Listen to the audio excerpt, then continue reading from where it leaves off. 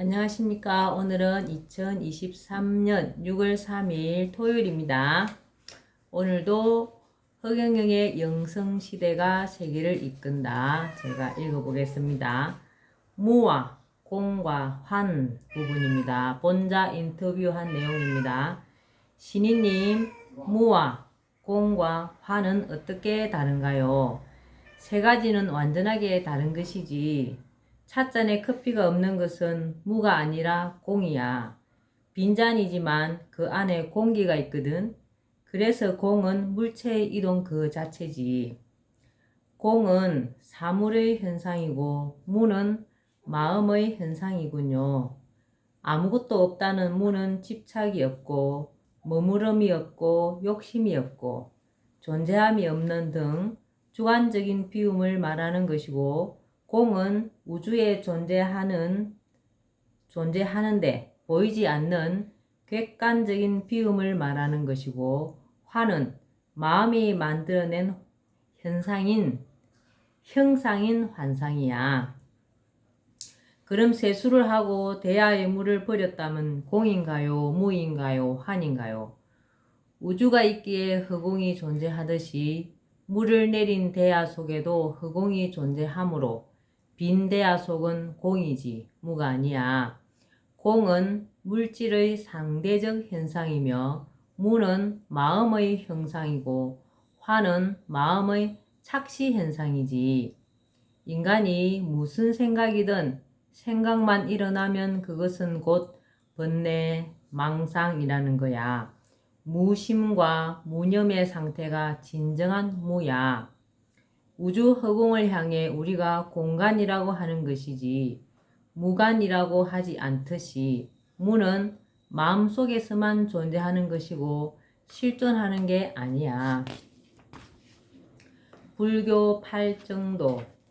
팔정도는 깨달음을 얻기 위한 정견, 정사유, 정어, 정업, 정명, 정념, 정정진, 정정의 8가지 불교 수행법이다.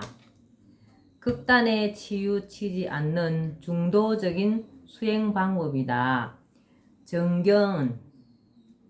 정견은 상황과 사물, 나와 타인을 있는 그대로 보는 것이 정견이다. 내 욕심대로 세상을 보면 안 된다. 정사유는 생각을 할 때는 사랑이 기초가 되어야 한다. 내 생각에 사랑에 기초한 것인지 아니면 미움이나 다른 것에 기초한 것인지를 반추해야 한다. 사랑에 기초하여 생각하는 것이 정사유이다. 정어는 말을 할 때는 부드럽고 아름답고 친근한 목소리로 또박또박 공손하게 해야 한다. 정업은 자신의 행위가 품위 있고 평화스럽고 도의적인 행동인지 생각한 후에 행동한다. 정명은 남에게 해를 끼치는 일을 직업으로 삼지 않는다.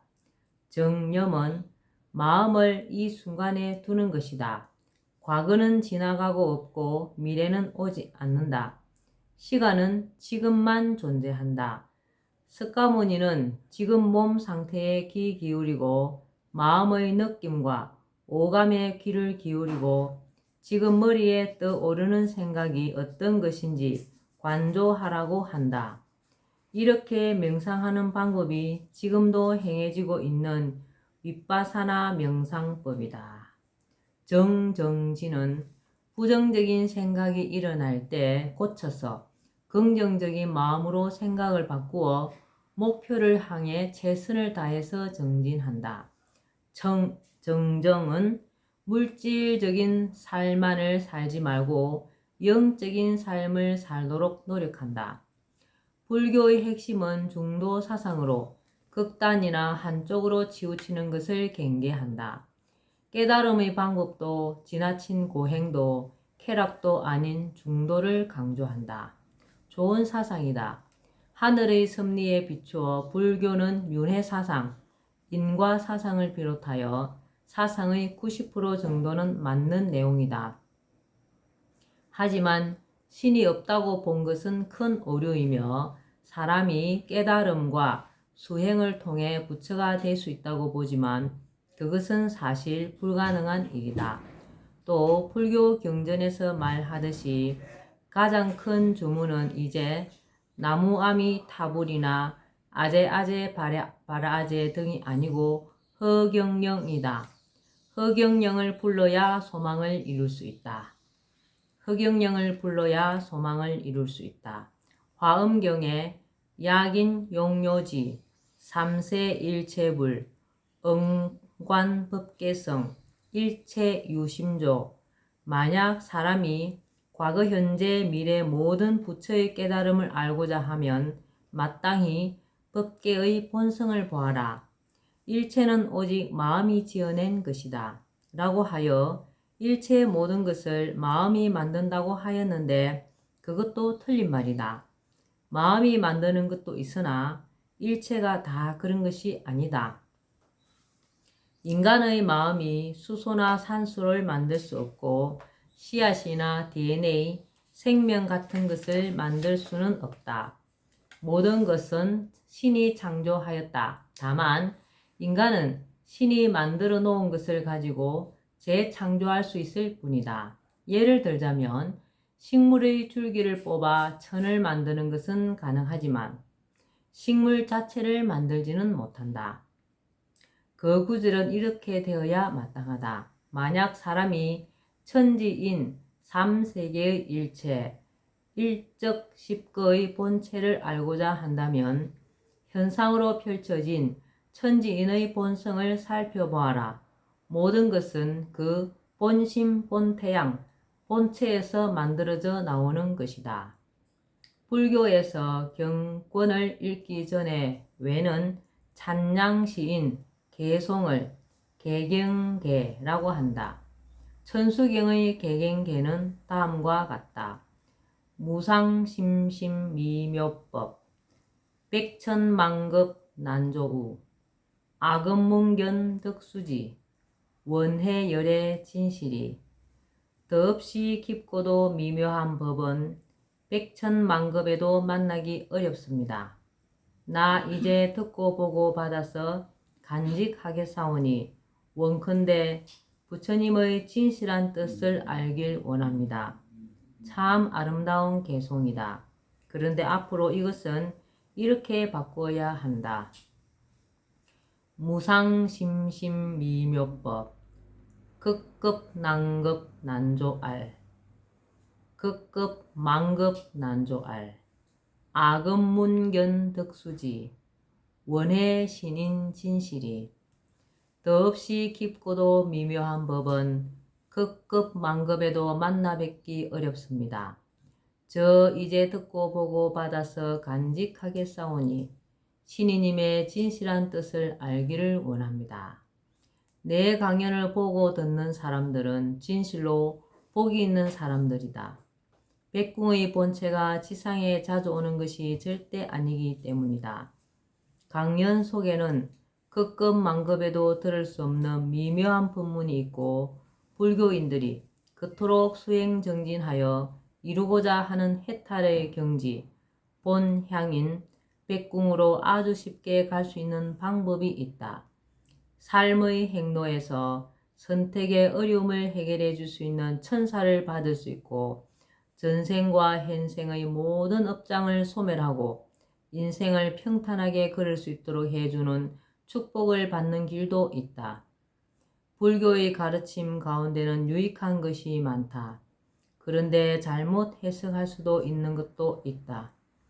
금강경에 나오는 일체유의법, 여몽환포영, 여로역여전, 응작여시관.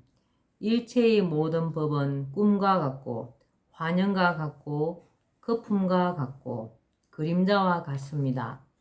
이슬과 같고 또 번갯불과 같습니다. 그러니 마땅히 이렇게 보아야 합니다. 는 모든 것을 덧없다고 말하는 것으로 해석하는 사람도 있을 것이다. 그런데 사실 이 말은 그보다는 중도로 보라는 이야기이다. 더덥고 허무하다고 생각하면 인생의 살맛을 잃게 된다. 인생은 인간이 시험을 치르는 과정이다. 살맛을 잃으면 안 되는 것이다. 인생의 부귀영화를 너무 쫓지도 말고 인생이 더덥다고 여기지도 말고 중도를 지키면서 살라는 뜻이다. 중도를 지키면서 살라는 뜻이다. 금강경에 야기색견아, 이음성구아, 시인행사도, 불능견열에 만약 색으로서 나를 보거나 소리로서 나를 구하면 이 사람은 잘못된 길을 가는 것이니 열애를 볼 수 없습니다. 라는 문장이 있다. 우리의 눈에 보이는 것이 실상이 아니고 가상이라는 사실을 정확히 지적하는 글이다. 이 지구는 가상 공간이며 안 보이는 게 실체이다. 사람의 눈으로 보이는 것이나 소리로 들리는 것은 가짜이다. 가피, 가짜. 여러분을 실험하기 위해서 해놓은 것이다. 가상의 세계 너머에 실상의 세계가 있다. 나를 볼 때도 겉모습만 본다면 실상을 놓칠 수 있다. 네, 오늘은 여기까지만 읽겠습니다. 오늘 날씨가 너무 따뜻하고 좋네요. 오늘도 신나고 즐겁고 행복한 하루 되시기 바랍니다. 감사합니다. 흑영영, 흑영영, 흑영영.